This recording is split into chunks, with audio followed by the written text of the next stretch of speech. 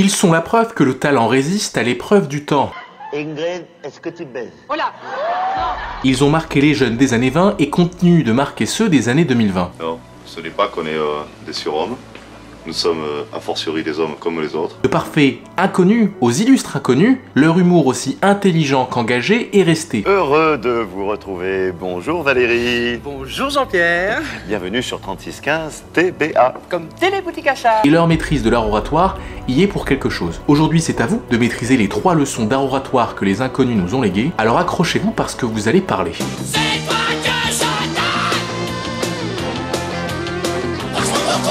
Avant-gardistes, ils sont surtout des gens de leur temps. Ils connaissent leur société et ses mots et les dénoncent en détournant la réalité. Le célèbre jeu télévisé Fort Boyard devient Fort Boyau. Toi, noble étranger. Salut, il est pas là le petit nain? L'émission Perdu de vue, diffusée sur TF1 fin des années 90, devient Perdu de recherche. En fait, vous êtes ce qu'on peut appeler un amnésique. Oui, c'est ça, je suis un nésique. Un amnésique. Le jeu télévisé tourné manège devient tourné ménage. Je suis pour l'éclectisme. Très bien. Alors, Jean-Pierre... Le célèbre groupe agroalimentaire français Ducros devient le père du crasse. C'est encore moins le père du crasse. Vous connaissez la terrinette de grille. Et j'en passe. Et vous allez maîtriser l'art de la punchline détournée en 3 temps. D'abord, vous allez identifier des phénomènes structurants de votre société, des temps forts, des événements, des émissions, des personnalités, des livres. Ensuite, vous allez les détourner pour faire passer vos messages. Enfin, vous allez les utiliser à la fin de vos développements pour conclure et marquer les esprits. Par exemple, vous résumez votre avis sur le sujet « L'argent fait-il le bonheur ?» Plutôt que de dire « L'argent fait définitivement le bonheur », aphorisme assez connu, préférez ceci. Si l'argent ne fait pas le bonheur, rendez-le, comme l'écrivait Jules Renard. Autre exemple où vous concluez sur votre position qu'il faut arrêter de stigmatiser les personnes pauvres dans notre pays. Plutôt que de dire « Je fustige le fait que les personnes pauvres soient stigmatisées en France », dites ceci. Le problème, ce n'est pas les pauvres, c'est la pauvreté, comme le disait l'abbé Pierre. Alors ces punchlines marquent, claquent, mais le problème, c'est qu'elles ne sont pas de vous. La solution, vous allez aller un cran plus loin en créant vos propres punchlines détournées. Vous voulez parler des entrepreneurs du monde rural. Introduisez votre propos en disant « L'argent est dans le prêt », en référence à cette émission assez connue de Karine Le Marchand. Vous racontez que vous avez essayé d'expliquer comment fonctionne le 2e site internet le plus visité en France à votre grand-mère, mais qu'elle n'y a rien compris. Dites simplement « Je lui ai expliqué comment fonctionne YouTube et je crois qu'elle a plutôt compris Floutube ». Devant tous ces médecins qui refusent de prendre des patients qu'ils ne connaissent pas encore, vous vous demandez si Doctolib n'est pas plutôt Doctoflip. L'une de mes punchlines préférées des inconnus, qui est une phrase détournée de Sganarelle dans Don Juan, « Tant va la cruche à l'eau qu'enfin elle se brise », dans le sketch de l'audition de Sid, je vous laisse l'écouter. Tant va la cruche à l'eau qu'à la fin tu me les brises. Vous aurez donc besoin de suffisamment de culture pour connaître votre époque, suffisamment de confiance en vous pour vous en moquer, et suffisamment de confiance en l'autre pour savoir qu'il va vous pardonner. À vous de vous essayer à la punchline détournée en 3 étapes, et une fois que vous maîtriserez ça, vous allez devoir vous tourner vers cette technique innovante.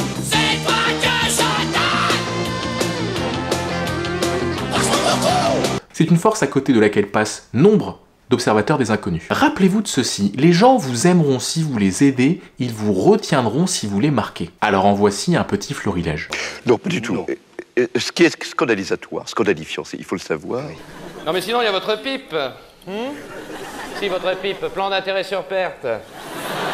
Calculé sur la base des termes, à risque habilité sur une base obligataire et intubatoire de 0,75% données variatives, mais ça nous le savons. Paraît évident, hein? Ouais. Des coucougnoux. Des comment vous dites? Des coucougnoux. Des coucougnoux. Coucougnoux.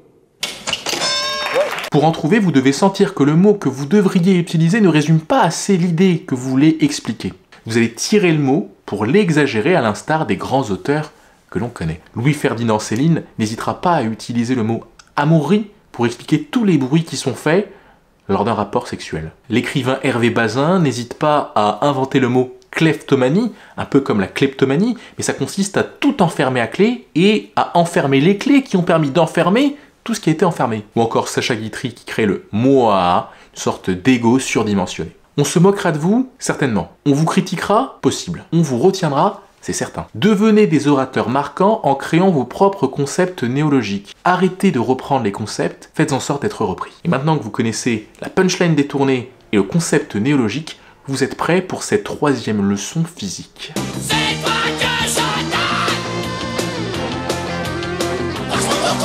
Sur scène, les inconnus incarnent de véritables acteurs. Ils se déguisent, se travestissent, parfois incarnent de véritables personnages. À ce sujet, mention spéciale à Didier Bourdon, dont la capacité à incarner des rôles aussi incroyables que déjantés a quelque chose d'époustoufliflant. La